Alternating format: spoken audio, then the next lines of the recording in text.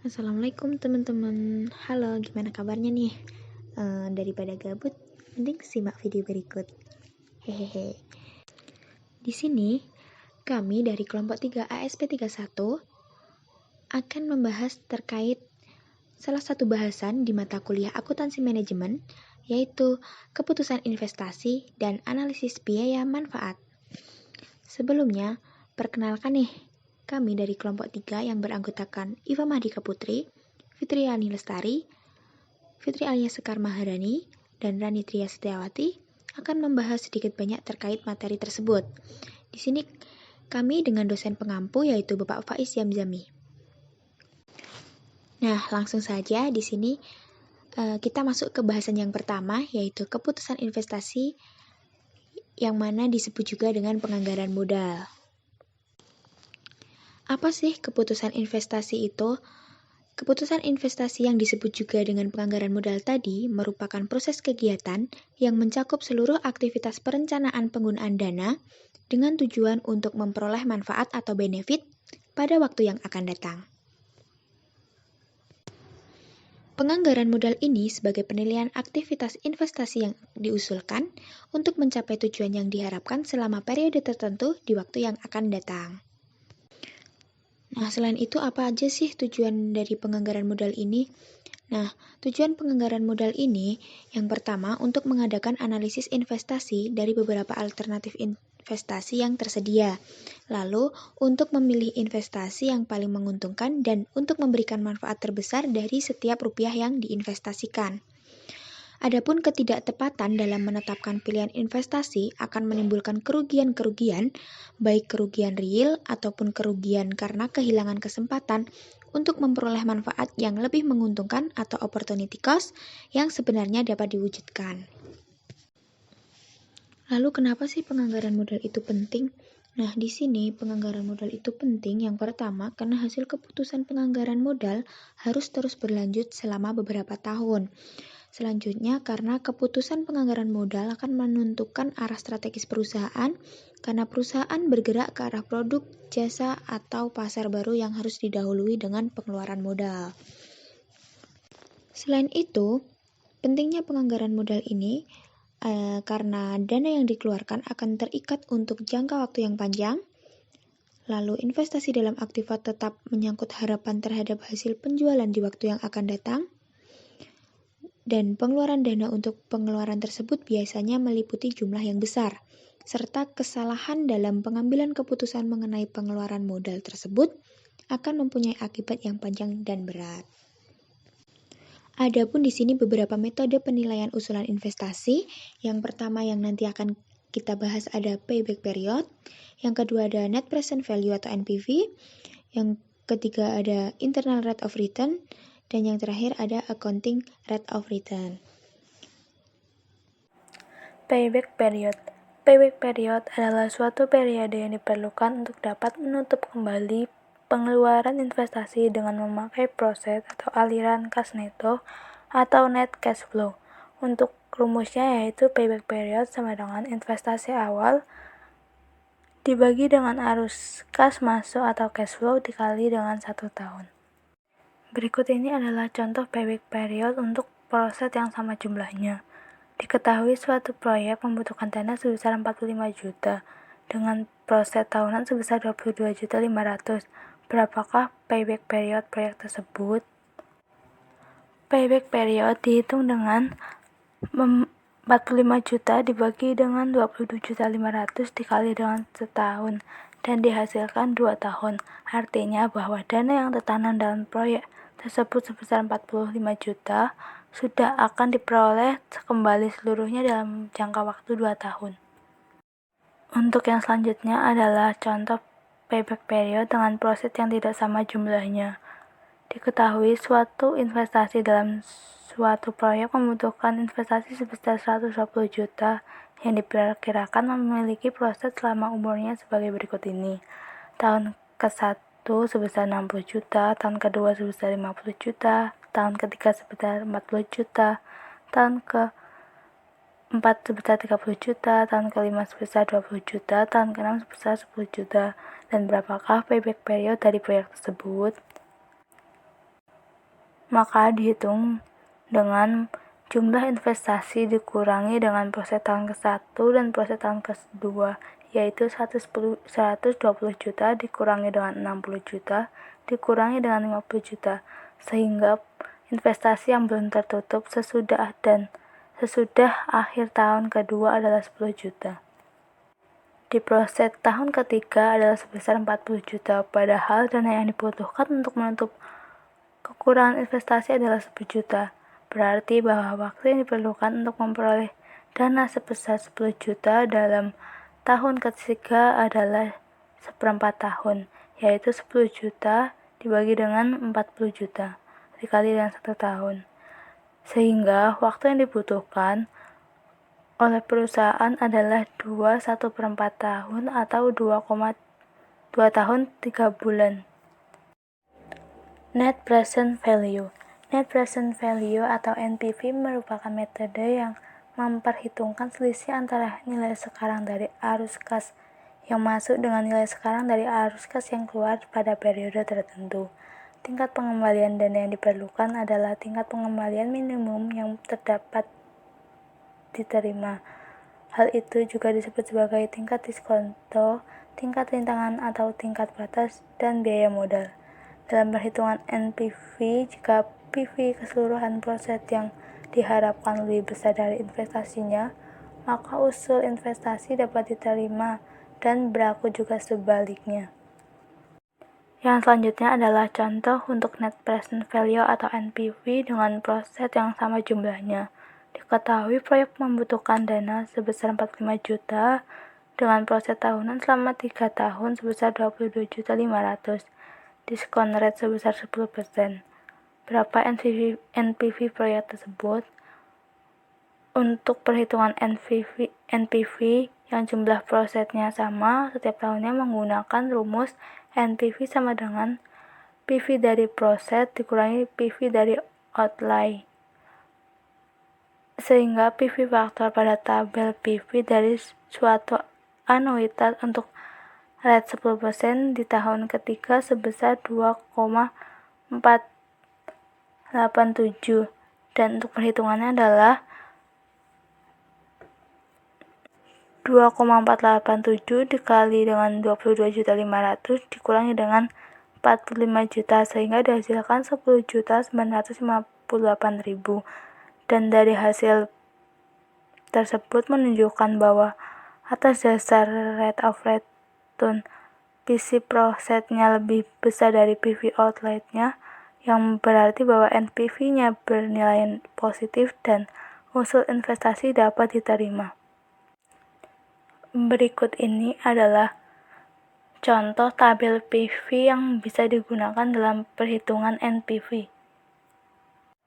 Yang selanjutnya adalah contoh NPV untuk proses yang beda jumlahnya. Diketahui suatu usulan investasi dalam suatu proyek yang membutuhkan investasi sebesar 120 juta yang diperkirakan memiliki proses selama umurnya dengan diskon faktor sebesar 10% sebagai berikut ini. Tahun 1 sebesar 60 juta, tahun kedua sebesar 50 juta, tahun ketiga sebesar 40 juta, tahun keempat sebesar 30 juta, tahun kelima sebesar 20 juta, dan tahun keenam sebesar 10 juta. Untuk perhitungannya digunakan rumus seperti yang di layar, dan setelah itu memasukkan angka-angka yang tersedia ke dalam rumus, sehingga nanti NPV-nya dihasilkan sebesar Rp44.430. Dan terkadang pendekatan PV ini mengubah hasilnya ke dalam PI dengan cara PI sama dengan PV dari proses dibagi dengan PV dari outlay, sehingga 164.430.000 dibagi dengan 120 juta sehingga dihasilkan 1,37. Jika PI digunakan sebagai ukurannya, maka usul yang PI dari 1 dapat diterima atau berlaku juga sebaliknya. Nah, selanjutnya kita masuk ke dalam bahasan terkait dengan internal rate of return. Nah, internal rate of return ini merupakan tingkat bunga yang akan menjadikan jumlah nilai sekarang dari proceed yang diharapkan akan diterima atau PV of future proceed sama dengan jumlah nilai sekarang dari pengeluaran modal atau PV of capital outlays. Nah, IRR ini dicari dengan cara menemukan tingkat bunga yang dapat menjadikan PV dari proceed sama besarnya dengan PV dari outlays-nya. Nah, pada dasarnya pencarian IRR ini harus didasarkan pada trial and error seperti itu. Next, di sini kita akan membahas kasus terkait dengan suatu proyek yang mana memiliki proceed yang sama jumlahnya. Nah, di sini kita akan mencari berapakah IRR dari proyek tersebut. Di sini kasusnya suatu proyek membutuhkan dana sebesar 45 juta rupiah dengan proceed tahunan selama 3 tahun sebesar 22.500.000 rupiah. Nah, di sini untuk perhitungannya dapat dicari dengan PV factor sama dengan X, sehingga 45 juta sama dengan 22.500.000 rupiah X.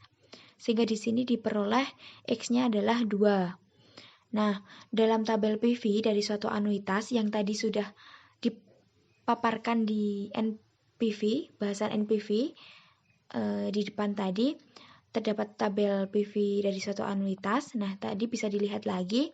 Nah, di situ pada deretan tahun ketiga dicari PV faktornya yang sebesar 2. Nah, di dalam tabel tersebut dapat ditemukan angka 2-nya itu terletak pada angka 23% dan 24%. Untuk yang 23% itu sebesar 2,011 dan yang di 24% itu dapat angka 1,981.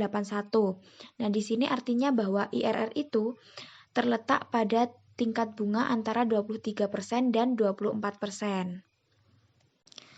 Lalu, selanjutnya di sini kita cari NPV. NPV dari tingkat bunga yang 23% dan NPV di tingkat bunga yang 24% tadi. Di sini untuk mencari NPV-nya, kita cari tahu dulu PV dari proceed dan PV dari outlay-nya. Nah, PV dari proceed yang 23% untuk tingkat bunga 23% itu sama dengan 2,011 dikali 22.500.000 rupiah, sehingga didapatkan angka 45.248.000 rupiah. Nah, tadi PV dari outlay-nya sama dengan 45 juta, sehingga di sini dapat NPV-nya itu sebesar 248.000 rupiah. Lalu untuk di tingkat bunga yang 24% itu kita dapatkan PV dari prosesnya yaitu 1,981 dikalikan 22.500.000 rupiah. Didapatkan angka 44.573.000. Nah, lalu tadi PV dari outlay-nya itu 45 juta. Nah, di sini NPV-nya dikurangi sehingga diperoleh angka minus 427.000 rupiah. Nah, selanjutnya di sini IRR dihitung dengan menggunakan interpolasi dari hasil dua tingkat bunga. Yang tadi ada 23% dan 24%. Perhitungannya ada di slide selanjutnya. Nah, di sini Yang selanjutnya adalah contoh NPV untuk proses yang beda jumlahnya. Diketahui suatu usaha investasi dalam suatu proyek yang membutuhkan investasi sebesar 120 juta yang diperkirakan memiliki proses selama umurnya dengan diskon faktor sebesar 10% sebagai berikut ini. Tahun 1 sebesar 60 juta, tahun kedua sebesar 50 juta, tahun ketiga sebesar 40 juta, tahun keempat sebesar 30 juta, tahun kelima sebesar 20 juta, dan tahun keenam sebesar 10 juta.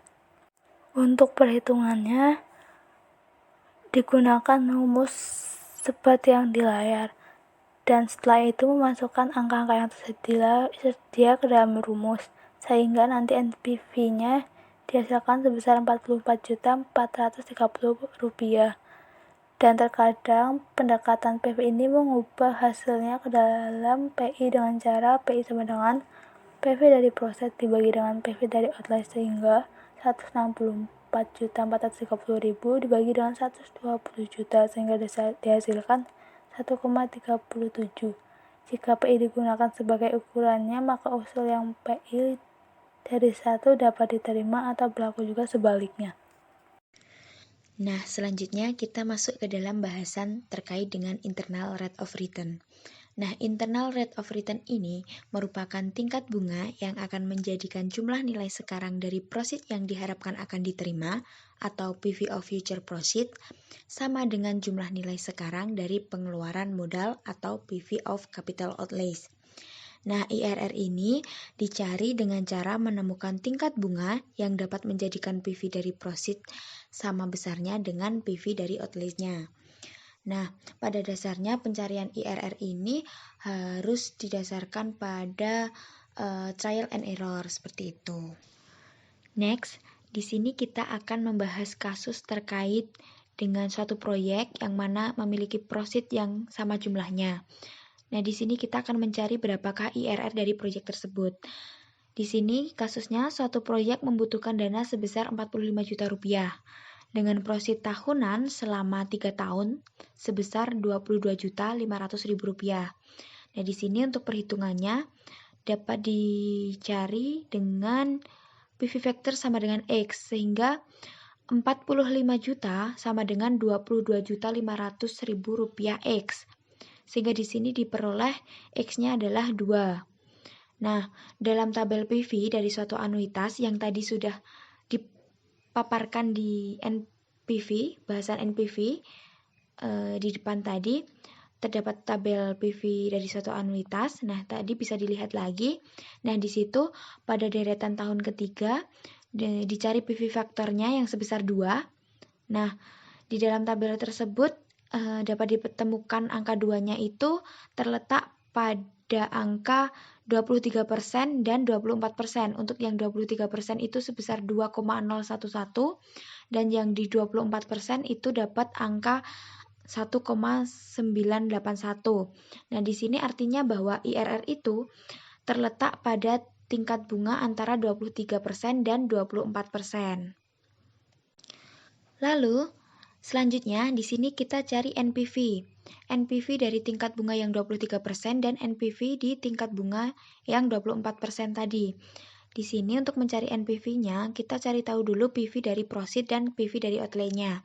Nah, PV dari proceed yang 23% untuk tingkat bunga 23% itu sama dengan 2,011 dikali 22.500.000 rupiah, sehingga didapatkan angka 45.248.000 rupiah.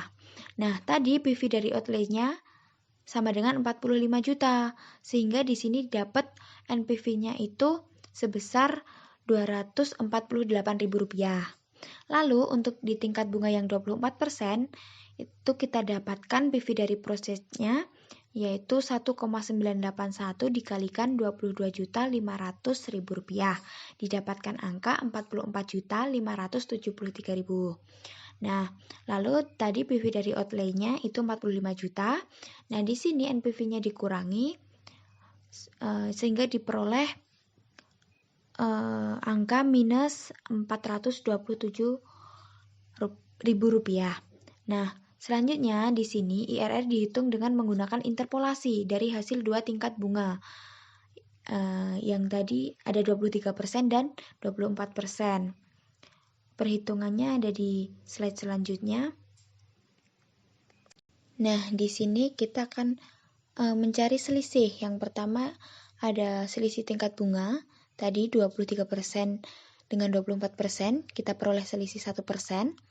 Lalu ada selisih PV, yang tadi untuk tingkat bunga 23% itu PV-nya 45.248.000, dan untuk yang 24% kita dapat PV 44.573.000, sehingga diperoleh selisih sebesar 675.000. Lalu kita cari juga selisih PV dari proceed dengan outlay capitalnya.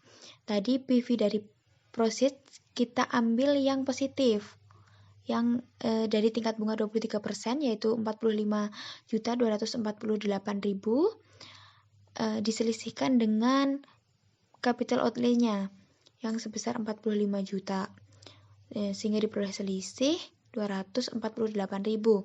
Sehingga di sini untuk mencari perhitungan interpolasinya itu dihitung dengan 248.000 dibagi dengan 675.000 dikali 1%, sama dengan kita peroleh angka 0,37%, sehingga IRR yang didapat itu 23% ditambah 0,37% sama dengan 23,37%. Nah, artinya di sini bahwa usulan investasi tersebut dapat diterima karena IRR-nya lebih besar daripada rate of return yang dikehendaki atau cost of capital-nya yang 10%, seperti itu. Selanjutnya kita akan masuk ke kasus ketika proceed-nya tidak sama jumlahnya. Nah, di sini suatu usulan investasi dalam suatu proyek yang membutuhkan investasi sebesar 120 juta yang diperkirakan memiliki proceed selama umurnya sebagai berikut. Tahun pertama 60 juta, tahun kedua 50 juta, tahun ketiga 40 juta, tahun keempat 30 juta, tahun kelima 20 juta, dan tahun keenam sebesar 10 juta. Nah, di sini kita akan menghitung berapa sih IRR dari proyek tersebut. Untuk perhitungannya, kita akan mencari PV dari masing-masing proceed setiap tahunnya. Nah, di sini kita mendapatkan NPV pada tingkat bunga 20% dan 30%. Di sini untuk penulisannya dalam ribuan rupiah ya, teman-teman. Nah, untuk tahun pertama dengan proceed 60 juta, di sini diperoleh diskon faktor sebesar 0,833 untuk tingkat bunga 20%. Untuk diskon faktor ini juga bisa dilihat di tabel PV yang ada atau kalian dapatkan di internet atau sumber lain seperti itu. Nah, sehingga di sini untuk tingkat bunga 20% diperoleh PV sebesar Rp49.980.000. Untuk tingkat bunga 30% dengan proceed tahun pertama tadi sebesar 60 juta, itu diperoleh diskon faktor sebesar 0,77 dengan hasil PV-nya sebesar Rp46.200.000. Nah, ini kita cari untuk masing-masing proceed pada setiap tahunnya. Nah, bisa dilihat di situ, sehingga di sini untuk total dari PV dari proceed-nya itu untuk yang tingkat bunga 20% diperoleh angka Rp133.690.000. Dan untuk tingkat bunga 30% diperoleh PV dari proceed-nya sebesar Rp111.970.000. Lalu tadi kita akan mencari NPV-nya pada outlay yang tadi sebesar 120 juta, itu untuk tingkat bunga 20% didapatkan NPV sebesar Rp13.690.000. Ini didapatkan dari selisih tadi, selisih dari PV proceed dan PV outlay-nya. Nah, untuk yang tingkat bunga 30% didapatkan NPV sebesar minus Rp8.030.000. Lalu dari perhitungan tersebut diketahui bahwa IRR yang sebenarnya itu terletak di antara 20% dan 30%. Nah, untuk mencari pasnya berapa, itu kita menghitung interpolasinya dengan rumus R sama dengan P1 kurangi C1 dikali P2 kurangi P1 dibagi C2 kurangi C1. Dengan keterangan R itu adalah IRR yang akan kita cari, P1 itu tingkat bunga pertama, P2 itu tingkat bunga kedua, C1 NPV pertama, dan C2 itu NPV kedua.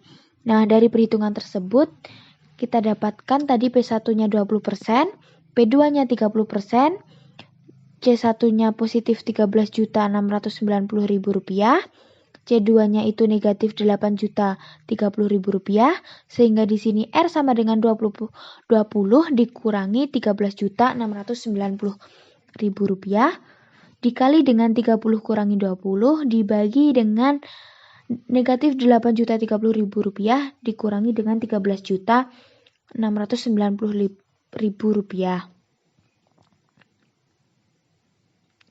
Sehingga di sini kita dapatkan IRR sama dengan 26,3%. Seperti itu.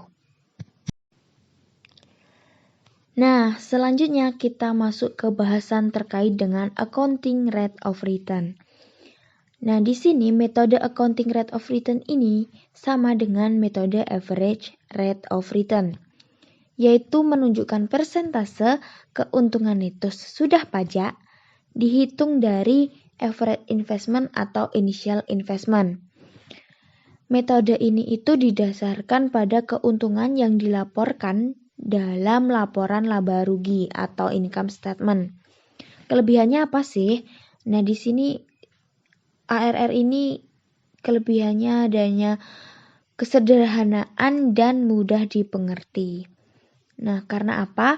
Di sini karena perhitungannya memakai data akuntansi yang sudah tersedia, sehingga tidak memerlukan perhitungan tambahan, seperti itu.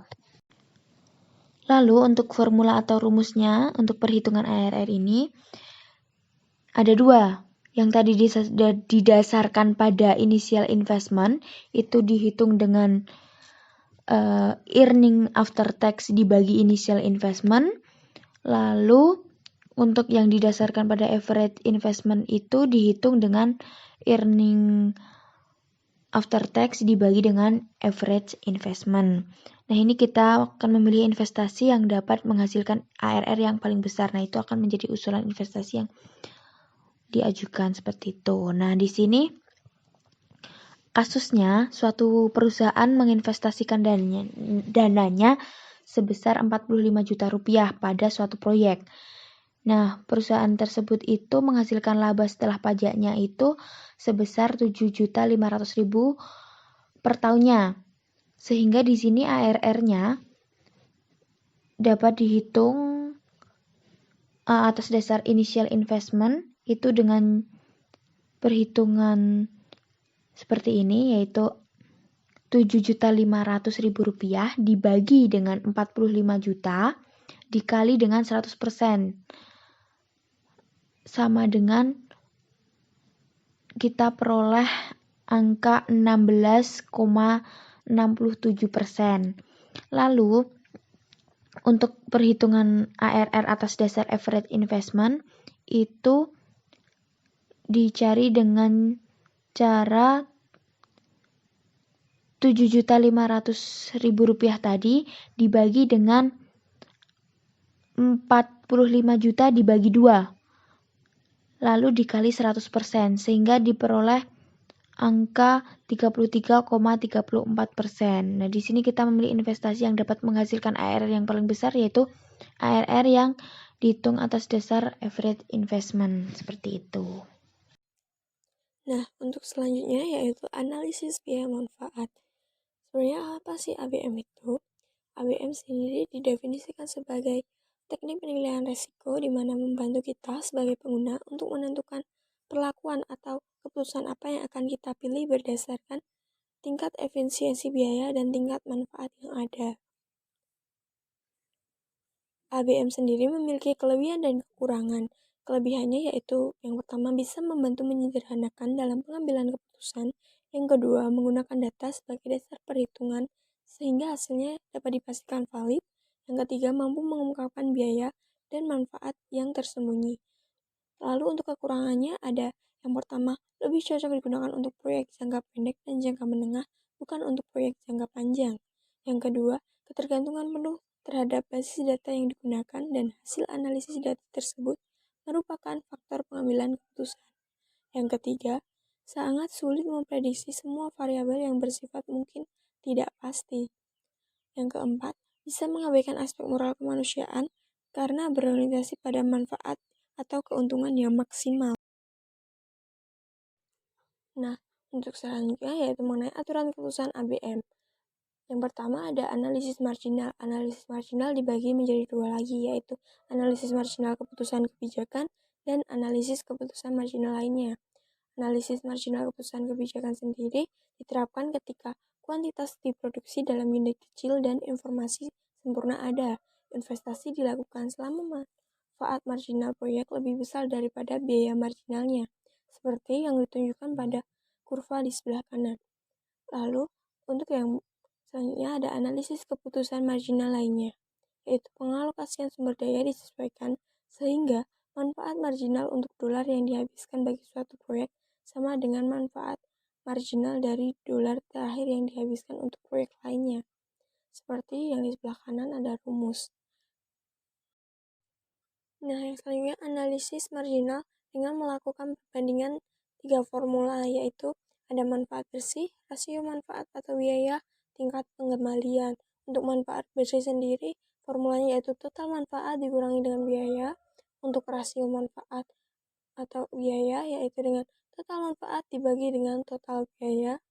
Lalu yang ketiga, yaitu tingkat pengembalian, yaitu dengan 100% dikali total manfaat dikurangi total biaya dibagi dengan total biaya keseluruhan.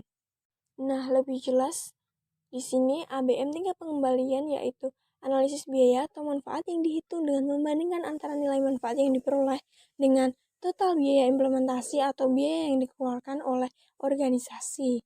Contoh soalnya yaitu sebuah perusahaan membeli mesin produksi baru dengan total biaya hingga mesin tersebut dapat dioperasikan sebesar 331.500.000. Diperkirakan, manfaat yang diperoleh dari mesin baru dapat menambah pendapatan sebesar 810 juta. Nah, maka perhitungannya adalah sebagai berikut ini.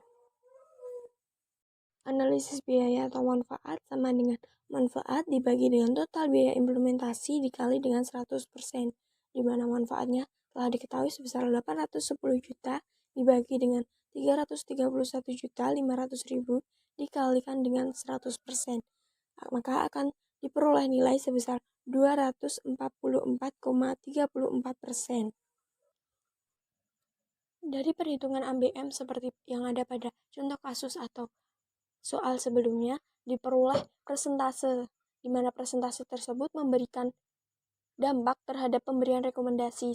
Di sini setidaknya ada 2 rekomendasi, yaitu yang pertama ada perlakuan risiko layak untuk diterapkan, di mana rekomendasi ini dapat dipilih apabila nilai perhitungan dari analisis biaya atau manfaat lebih besar dari 100%. Nah, untuk yang kedua, perlakuan risiko tidak layak untuk diterapkan, di mana rekomendasi ini dapat dipilih atau diterapkan apabila nilai perhitungan dari analisis biaya atau manfaatnya lebih kecil dari 100%. Karena pada kasus atau contoh soal sebelumnya diperoleh persentase sebesar 244,34%, di mana persentase tersebut lebih besar dari 100%, maka perlakuan risiko layak untuk diterapkan. Mungkin sekian yang dapat kami sampaikan. Apabila terdapat banyak kekurangan mohon dimaafkan dan semoga bermanfaat. Wassalamualaikum warahmatullahi wabarakatuh.